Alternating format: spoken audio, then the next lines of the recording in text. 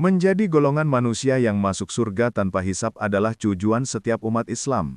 Golongan ini tidak hanya dibebaskan dari perhitungan amal baik dan buruknya, tetapi juga bisa memasuki surga bersama keluarga dan orang-orang terdekat yang juga soleh.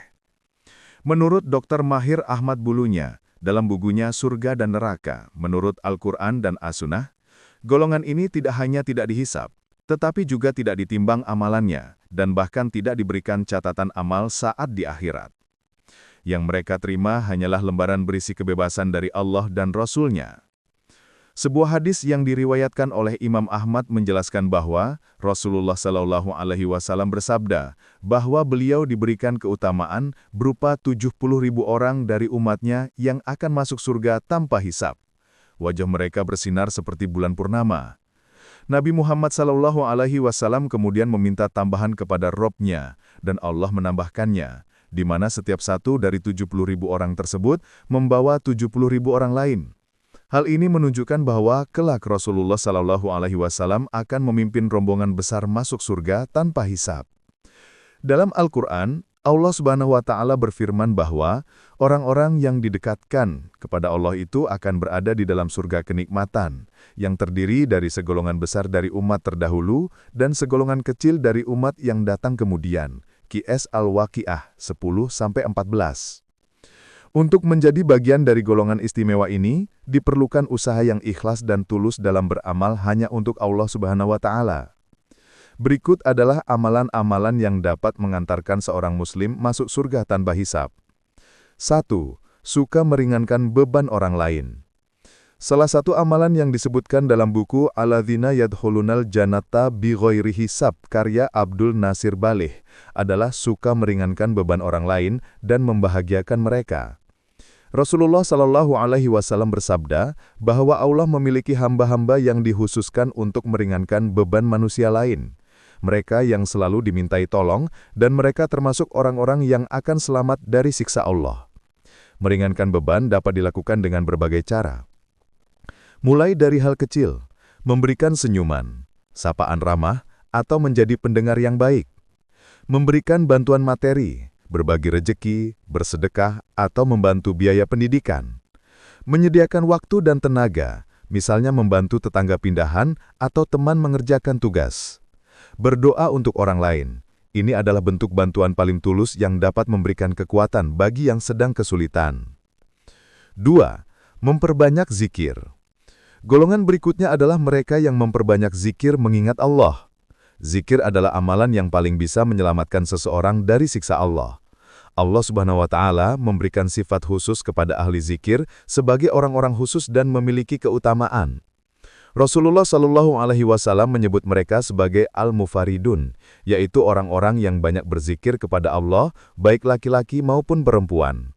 Zikir dapat dilakukan kapan saja dan di mana saja. Yang penting hati selalu terhubung dengan Allah. 3. Berbakti kepada orang tua. Berbakti kepada orang tua adalah jalan menuju surga tanpa hisab.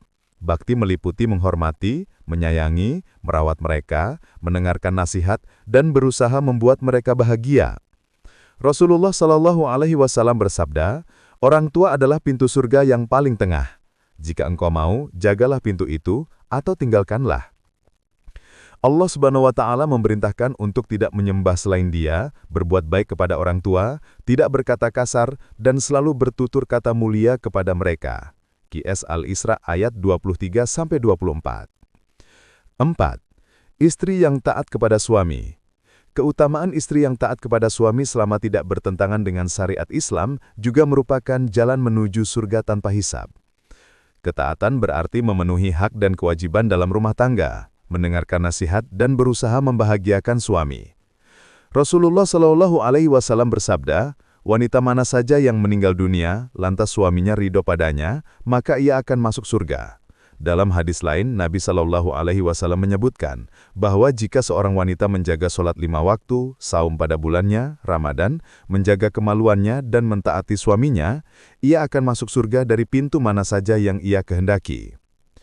Menunaikan sholat tepat waktu adalah bentuk ketaatan kepada Allah dan dapat membawa kita menuju surga tanpa hisab. Sholat adalah tiang agama, dan menunaikannya tepat waktu adalah bentuk ketaatan kepada Allah. Ketika ditanya, amal apa yang paling dicintai Allah, Rasulullah Shallallahu Alaihi Wasallam menjawab, sholat pada waktunya, kemudian berbakti kepada kedua orang tua, dan kemudian jihad di jalan Allah. Allah menjanjikan surga bagi mereka yang menjaga sholatnya. Golongan berikutnya adalah mereka yang selalu menunaikan sholat tepat waktunya. Menjadi orang yang penyayang dan penyabar juga dapat membawa kita menuju surga tanpa hisab. Sifat penyayang adalah sifat yang dicintai Islam. Rasulullah Shallallahu Alaihi Wasallam bersabda, "Sayangilah makhluk yang ada di bumi, niscaya kalian akan disayangi yang ada di langit." Allah Subhanahu wa Ta'ala telah menjanjikan pahala besar bagi orang yang bersabar. Orang-orang bertakwa yang disediakan surga adalah mereka yang menahan amarahnya dan memaafkan kesalahan orang lain. Wafat pada hari Jumat atau malam Jumat adalah tanda kebaikan dan keberuntungan. Rasulullah Shallallahu Alaihi Wasallam bersabda, "Tidaklah seorang Muslim yang wafat pada hari Jumat atau malam Jumat, melainkan Allah akan melindunginya dari fitnah kubur." Hari Jumat adalah hari yang sangat istimewa, di mana Nabi Adam diciptakan, dimasukkan surga, dan dikeluarkan dari surga. Golongan terakhir yang istimewa adalah mereka yang tidak pernah minta diruqyah, tidak pernah minta dikair, pengobatan dengan besi panas, tidak tahayul atau beranggap sial, dan sepenuhnya bertawakal kepada Allah. Inti dari golongan ini adalah kesempurnaan sikap tawakal mereka kepada Allah. Mereka yang meminta diruqyah, dikai atau tahayul, dianggap berharap dan meminta pertolongan kepada selain Allah, sehingga mengurangi kesempurnaan tawakal mereka. Sebaiknya, seorang Muslim berusaha sebisa mungkin untuk tidak meminta diruqyah oleh orang lain, tetapi meruqyah diri sendiri dan langsung meminta kepada Allah di waktu dan tempat yang mustajab. Hal ini mencerminkan kesempurnaan tauhid dan keimanan, yaitu hanya kepada Allah ia bersandar dan berharap.